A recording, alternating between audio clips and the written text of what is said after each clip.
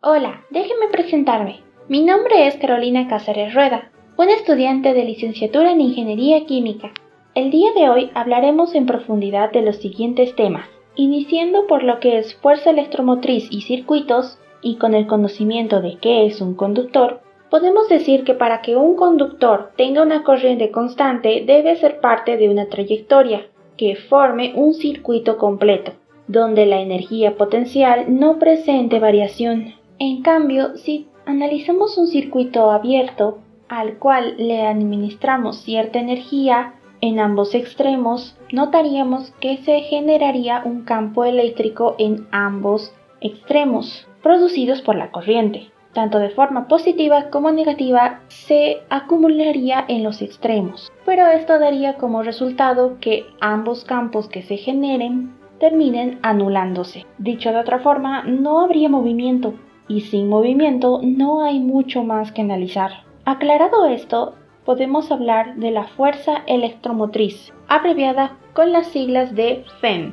una cantidad de energía por unidad de carga, que se puede entender como lo que hace que la corriente fluya del potencial menor al mayor. Y a pesar de que se le llama fuerza electromotriz, no es una fuerza. Fácilmente podemos encontrarlo en lo que es baterías, generadores eléctricos, entre otros. En la idealidad, una fuente FEM mantiene una diferencia de potencial constante entre sus terminales, los cuales nosotros los conocemos como negativo y positivo. Asociado a la diferencia de potencial hay un campo eléctrico tanto fuera como dentro de la fuente. Si analizamos una carga positiva dentro de un circuito cerrado, el aumento de potencial a medida que pasa a través de la fuente ideal es numéricamente igual a la caída de potencial conforme pasa por el resto del circuito.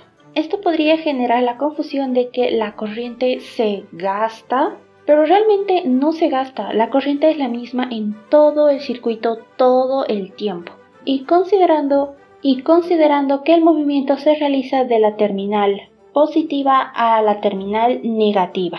En todo caso, si lo consideramos al revés, es decir, que el movimiento se realice de la carga negativa a la carga positiva, el circuito aún estaría en movimiento, solo que la fuerza electromotriz sería en sentido contrario, solo si hablamos respecto a sus magnitudes. Aunque nos gustaría hablar desde la idealidad, ciertamente las fuentes reales de FEM no se comportan de esta manera. La diferencia de potencial a través de una fuente real en un circuito no es igual a la FEM como en una ecuación simple, como en la ecuación que planteamos antes. La razón es que la carga en movimiento a través del material de cualquier fuente real encuentra una resistencia, a la que llamamos resistencia interna de la fuente, y según bibliografía se debe denotar como R. Si esta resistencia interna se comporta de acuerdo a la ley de Ohm y a lo que ya hemos visto anteriormente, podemos decir que R es constante e independiente de la corriente.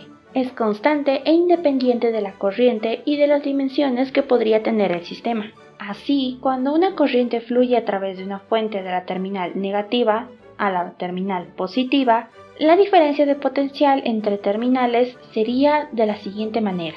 Este potencial V sub A sub B es conocido como voltaje terminal y sí, tiene una magnitud menor a la FEM a causa de la presencia de la resistencia interna. Entonces, ¿existe una forma de que el voltaje terminal sea idéntico a la FEM? ¿En qué situación se daría ese caso? Sería en el momento en el cual no existiese una corriente que fluya a través de la fuente, donde el valor de la resistencia interna no existiría y se podría igualar. Con el concepto de circuito y añadiendo la resistencia interna como una posibilidad dentro de nuestros futuros cálculos, debemos dejar en claro que para ese tipo de casos es necesario crear un diagrama de circuito que expliquen la conexión entre alambres y otros elementos de estudio, tales como un resistor, la fuente electromotriz, una fuente electromotriz real, un voltímetro o un amperímetro.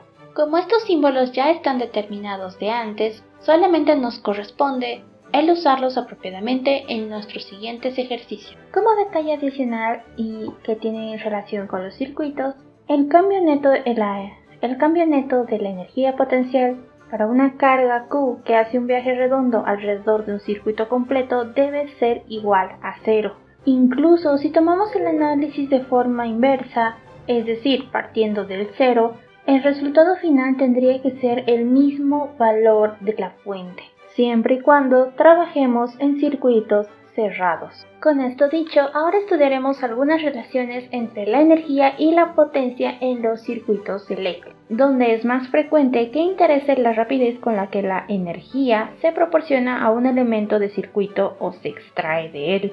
Bajo esta idea, si una corriente I que pasa a través de un elemento en un intervalo de tiempo pequeñísimo, al cual podemos denominar como derivada de tiempo, pasaría una cantidad de carga equivalente a esta, es decir, una carga chiquitita, que podemos decirlo derivada de carga. El cambio de energía potencial para esta pequeña carga puede expresarse todavía en derivadas, y al dividirlo por un diferencial de tiempo, obtendríamos la rapidez con la que se transfiere la energía hacia afuera o dentro del circuito. Y esta relación de transferencia de energía por unidad de tiempo se conocería como la potencia.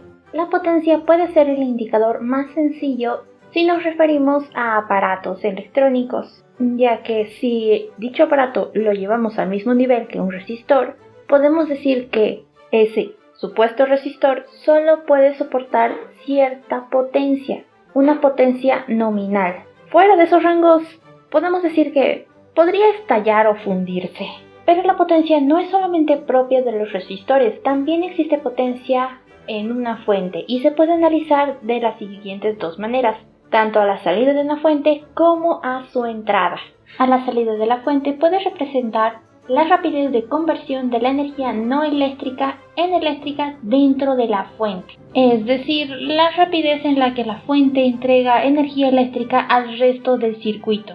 Y si hablamos de potencia de entrada a una fuente, aunque podemos encontrarlo con una relación entre ecuaciones, y para finalizar podemos hablar de la teoría de la conducción metálica. Considerando un modelo muy sencillo de electrones donde ignoramos el comportamiento ondulatorio, podemos obtener la expresión para la resistividad de un metal, aun cuando este modelo es muy simple y no es del todo correcto con otros términos conceptuales. En dicho modelo, cada átomo cede uno o más de sus electrones externos. Estos electrones quedan en libertad y pueden moverse en el sistema, colisionando con los iones en ciertos intervalos de tiempo. Si no existe un campo eléctrico, los electrones se moverán en línea recta entre las colisiones. Pero si existe, caso contrario, si existe un campo eléctrico, las trayectorias se llegan a curvar ligeramente, pero se curvan. El campo ejerce una fuerza sobre cada carga, lo que ocasiona, como efecto en cadena, una aceleración en dirección de la fuerza que está dada. Considerando que el tiempo de una colisión a otra colisión puede ser llamada como un tiempo libre medio, podemos establecer una ecuación que explique la velocidad de movimiento de estas partículas. En un material que es conductor, este tiempo sería independiente del campo eléctrico. Entonces, la resistividad es independiente del campo eléctrico. Y el material conductor debe de obedecer la ley de Ohm. Hola, a continuación vamos a resolver unos cuantos ejercicios en nuestra pizarra improvisada, esta vez con un poco más de altura.